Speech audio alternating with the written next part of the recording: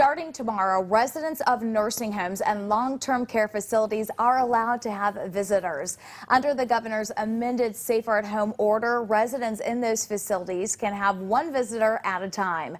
Way 31's Max Cohan explains the state and federal guidelines that facilities are expected to follow as they welcome guests in.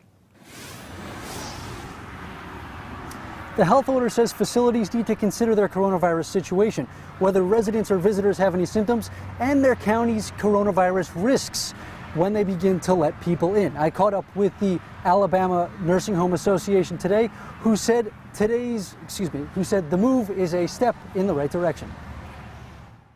We're not ready to get back to normal visitation like we had pre-COVID, but these limited indoor visits along with the outdoor visits are a good step on the road to getting back to normal. John Matson, Communications Director for the Alabama Nursing Home Association, says the updates in Governor Ivey's health order are exciting, even though they are on a limited basis. The order says nursing homes should follow the guidelines laid out by the Centers for Medicare and Medicaid Services. Those include no new cases in the last 14 days, no current outbreak testing, limiting visitors to one per resident, and limiting which parts of the building visitors are allowed into. They also recommend visitors be required to pass a health screening and wear masks that cover their nose and mouth during the visit. Additionally, facilities can deny future visits to anyone who violates the rules. Still, the CMS guidelines say one of the most important considerations is something nursing homes can't control. The nursing home can meet all the criteria set forth by CMS, but if the county positivity rate is greater than 10%, the nursing home can allow visits. So this is where the public comes into play.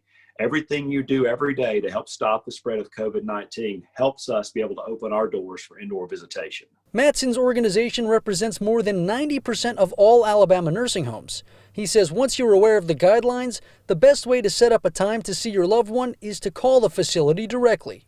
The way this will work is if you're a family member with a loved one in a nursing home, you'll call the nursing home and schedule a visit.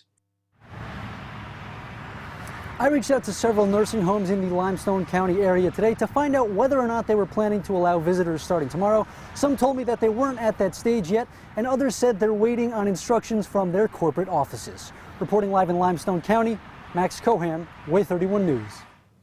He mentioned the county positivity rate impacting visits, and here is a look at that breakdown. Less than 5% positivity is considered low. Facility in those counties can allow visitors based on the new guidelines.